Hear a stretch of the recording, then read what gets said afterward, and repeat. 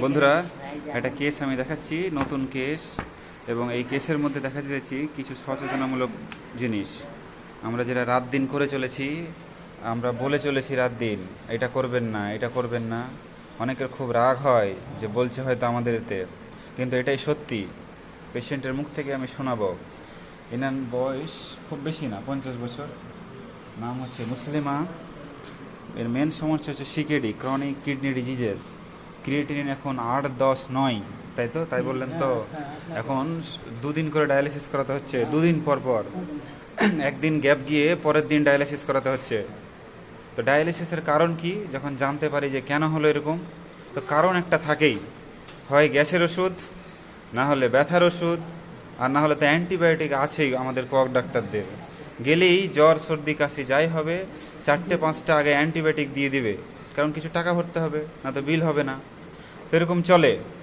আমরা মানুষকে সচেতন করছি, বুঝিয়ে চলেছি। অনেকের হোমিওপ্যাথির প্রতি আস্থা ও বিশ্বাস খুব কম, এরকম স্বাভাবিক। এটা হয়েছে কেন? এর কারণটা কি? কারণটা গিয়ে আমি বুঝতে পেরেছি, এর কারণ হচ্ছে যতগুলো হোমিওপ্যাথি ডাক্তার আছে এরা প্রেসক্রিপশন ঠিক করতে পারে না।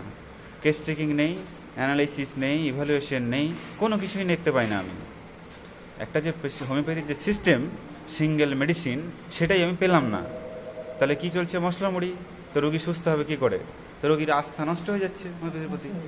আমি সেটাকে বাঁচিয়ে রাখতে চাই এবং সাধারণ মানুষকে দেখাতে চাই যে এই ঘটনাগুলো ঘটছে।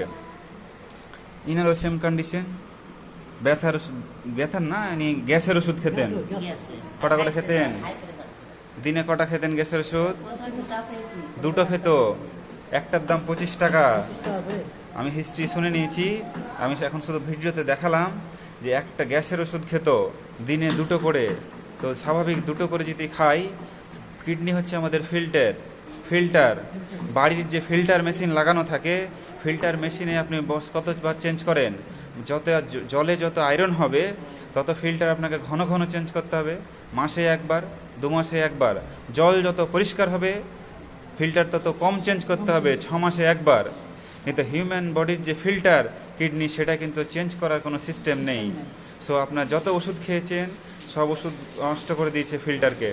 সো সিকেডি আর ক্রনিক কিডনি ডিজিজ এখন ঘরে ঘরে চলছে, প্রায় দেখছি হচ্ছে, আমরা সচেতন করছি। সো এরকমই একটা পেশেন্ট, এনার সিকেডি এখন কমাতে হবে। সিকেডি না, সিকেডি তো হয়ে গেছে, ক্রিয়েটিনিনটা কমাতে হবে, যেন ডায়ালিসিসটা 2 দিন 1 দিন পর পর না করা যায়। চেষ্টা করা হবে। আমাদের হোমিওপ্যাথিতে সাকসেস রেট আছে, আমরা দেখেছি ডায়ালিসিস কমিয়ে দিয়েছি। অনেক সময় করতে হয়তো নাও হতে পারে। কিডনি ফাংশনটাকে একটুখানি ঠিক করতে হবে। ইনার হাতের তালু পায়ের তালু জ্বালা করে, জল পিপাসা প্রচণ্ড বেশি, কিন্তু জল খেতে পান না, বারণ করে দিয়েছে ডাক্তার। গরম বেশি ছিল খুব, এখন শীত বেশি, due to loss of vital fluid. মিষ্টি খুব পছন্দ, কনস্টিপেটেড, এ হচ্ছে না সিমটম। এবং একটা বড় mole, big moles on the face, এখানে একটা বড় মোল আছে মুখের কাছে। So patient is psychotic. So psychotic patient হলে আমাকে একটা অ্যান্টিসাইকোটিক মেডিসিন দিতে হবে, এবং এই সিমটম কভার করছে ডিউ টু দ্য মেডোরিনাম 1 এবং 2 আমি দিচ্ছি, এবং পরে আমি দেখাবো। একবার করবেন ক্রিয়েটিনিনটা, আর 20 দিন পরে ওষুধ খাওয়ার পরে আমি আবার করাবো কতটা কমছে। ঠিক আছে? তো দেখালাম ফলো আপ কেস, আমি দেখাবো বন্ধুরা। ক্রিয়েটিনটা উনি করেননি, কালকে করে নিয়ে আসবেন, দেখবেন, রেকর্ড রাখবেন, আর পরে একবার আমি করেই নেবো। 20 দিন পরে আবার করবেন ওষুধ শেষ হলে। ঠিক আছে?